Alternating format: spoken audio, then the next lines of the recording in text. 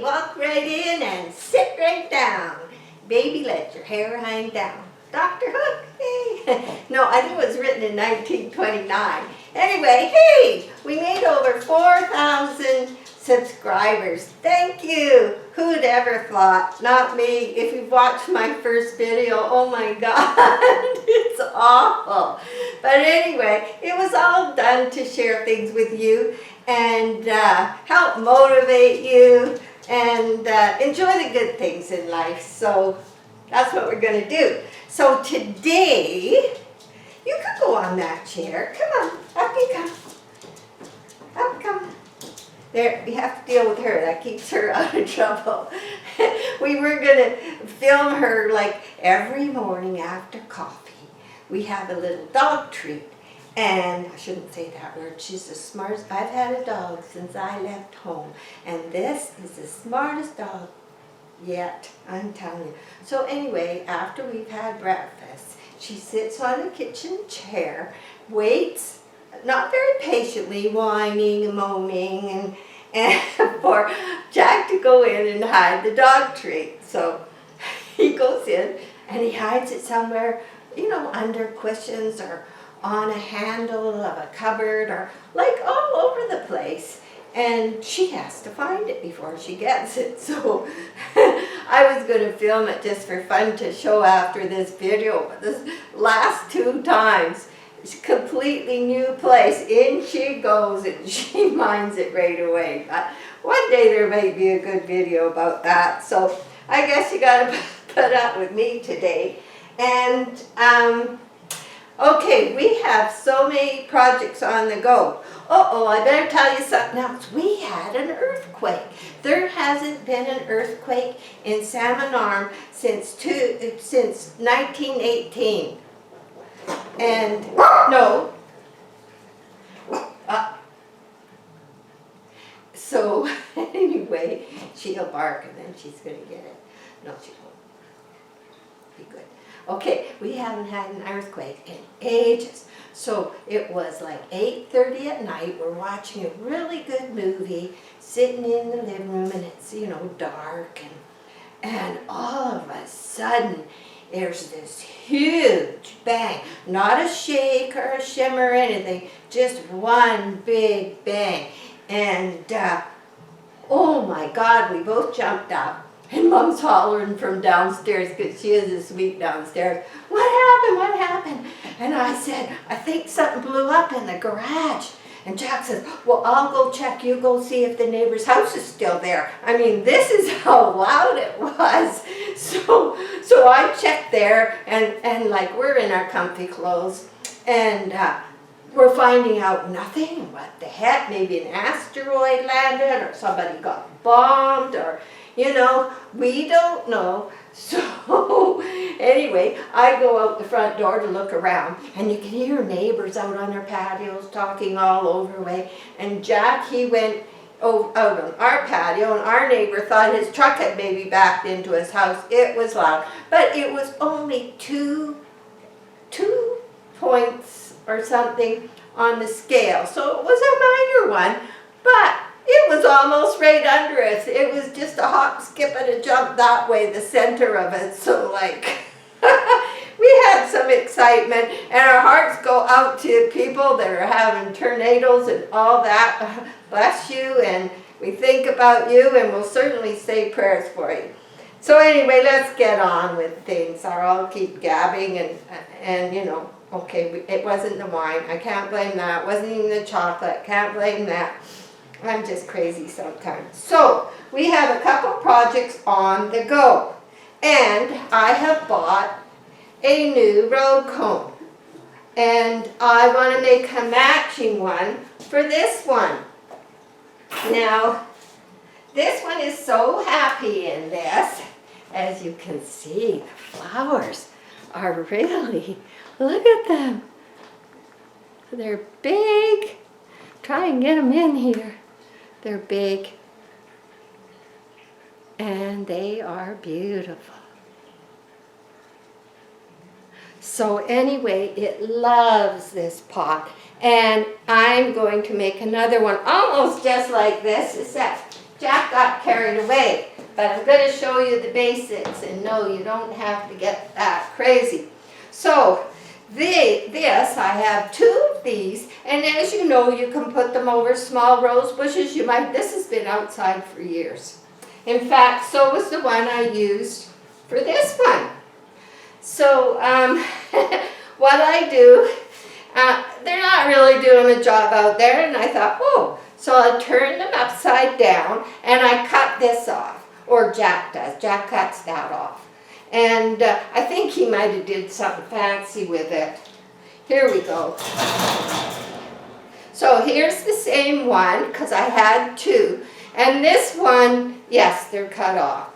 So then we have this. Now this is kind of like an ice cream cone. So let me put this one down. That would go back outside. So, so now you have an encasement. So then it can be simple or it can be elaborate. So what happens is, not enough fingers and toes. Okay. What happens is this heavy part, that gets cut off. I think he leaves a bit of a groove, but wherever you cut it off, that's how far down inside this cone it'll go. Because right now, there we go, it stops there, which I'm happy with. So then what will happen, that will get cut off, and there we go. And I will paint it. Now all I did to paint it was I sanded it, and then you can put some gesso, because gesso helps. I got some gesso here, because I got something else on the go. You can just use, this is white gesso from the art store. It goes a long way. So you can buy cheaper ones. It doesn't matter if you're just doing this. So that will get holes drilled in it, and about this size, you know. That's about how big they are, about 1 inch. And because it's plastic, you can use a different kind of drill that, like you use maybe in wood or something. I don't know what he used, but I will show you next video. So that gets holes, sanded, and then I tape all the holes on the inside so the paint doesn't go through, and then I'll do a paint job on it. Put the gesso, and then I'm going to paint it, something like that. I haven't decided. Something to match the orchid that's going in it. So all I wanted was,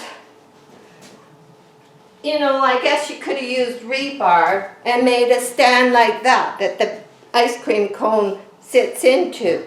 I think it was a tea light holder. I got it at a thrift store. So that's all you need. And I thought Jack was going to just use some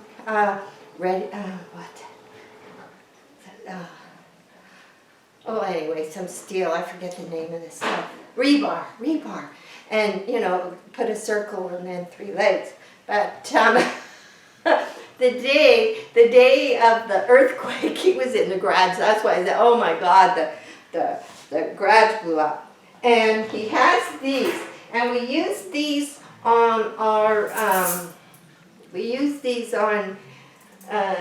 barbed wire people. And they're called barbed wire drops, and they won't rust. And they're a double layer. They kind of are like a bobby pin, probably the best description. And the farming places use them. So they're called barbed wire drops. They're under $2 each. We get them at Buckerfield's. We paid from, I can't remember what we paid this time, but it's under $2. It's closer to $1. So, okay. So he went down in the garage and he made this stand. I'm telling you, I have to paint this. But anyway, look at this. He used barbed wire drops. They don't rust. You don't have to worry about that. So I have to think of a painting thing, but it's quite nice because I can move it around, put it by any window. So road cone goes in ice cream cone. And that sits in there like that. And then once the row cone's done, it goes in like that. It will be beautiful. And this orchid was one that last summer, there we go. Last summer, it only had 2 leaves, and when I put it in this pot, I thought it wasn't going to make it. But it caught on, literally, and I do want to clean it up.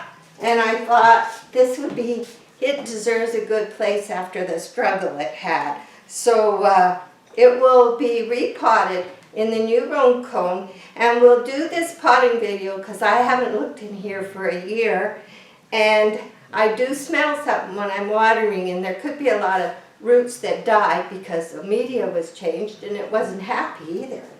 So here, we'll put that back there. So we got that on the go, and this is my saddest orchid. This orchid has no roots, and I've tried the bag and the moss and the Ziploc bag. I've tried everything pretty well. So I decided this time, because I saw a video where someone just laid it on the counter for 2 or 3 weeks, and it actually grew roots just by misting it the odd time. And I think the first 2 weeks they never even did that. So I thought, you know what, spring's coming. That's when they're going to want to start getting new leaves and roots. So I thought, well, I'm going to soak it in some rooting. I took some normal rooting hormone and mixed it in some warm water, soaked it, and then I put some in a little, forget where I put it. Oh, I know where it is. A misting bottle, a small one, that sometimes I mist it with it.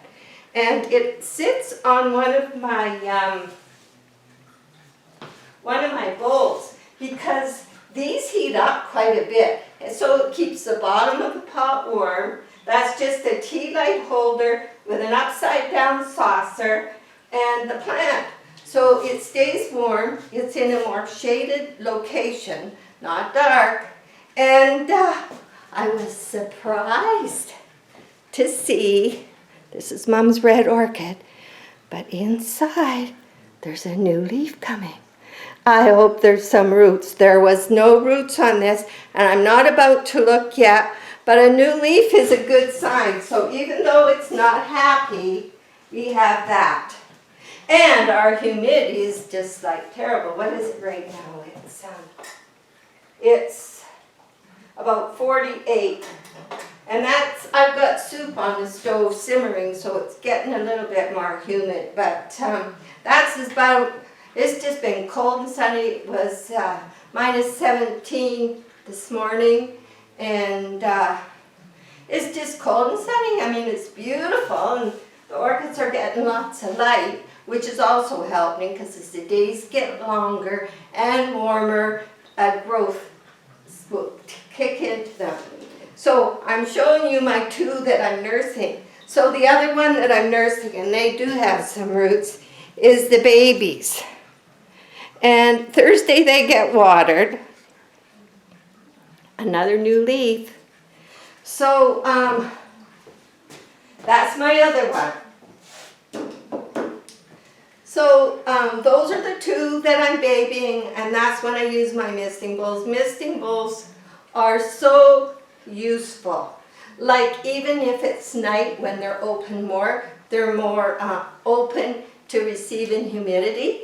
Just leave one of your misters on with your sad one on at night. Maybe have it off in the daytime. In the morning right now, it's so dry, I'm misting them with a real fine mist. Don't mist too much with a real heavy mister, or you'll be like watering your plants and you will have trouble. That's why we have bark. So what else am I doing? Oh yeah, on the dining room table, which you can't see, I have 2 smaller canvases that I'm gessoing. They're from the dollar store. They're $13, so they're cheap, but you have to use like 2 or 3 coats of gesso on them to get them really nice to paid, but you know, the price is right, and who knows. So I got one coat on. They're on the dining room table because that's my biggest spot where I can work. So I got that happening. And this is the time of year you want to get all caught up because pretty soon we'll be outside. So I noticed I've still got some frozen raspberries in the freezer, so I'll take them out tonight. That's what I do. I freeze them all in Ziploc bags, put them in the freezer, take them out. And Mom, of course, she's 95, so she doesn't like the seeds. So I put them in big bowls tonight when I take them out. I'll put them in big bowls on my counter, and I poke little holes with a sharp knife, and the juice all seeps out. And then you can just squeeze them like an icing bag. And so then I make the first few batches of jam just with the juice. And then I take whatever berries I got left, and I have one of these ice cream cone sieves, and I sieve it all up, get some more juice, and make it. So tomorrow I'll be doing jam because I'm getting the greenhouse ready. So, you know, by the 20th I'll be starting seeds out there. So I'll probably have all my pots full of dirt, not to show you out there what's going on, but it's hanging in even in this cold weather. And I hope you're hanging in. I know the weather's strange, but you know, just share the love and pass the love and think positive and have some fun. So that's it for today. It's time to take Maggie somewhere. I won't say it out loud yet. Okay, and if I happen to get a good video of her, you will just laugh. So we'll see, little rascal. So thanks again. I'm glad to have you, and that's it for today.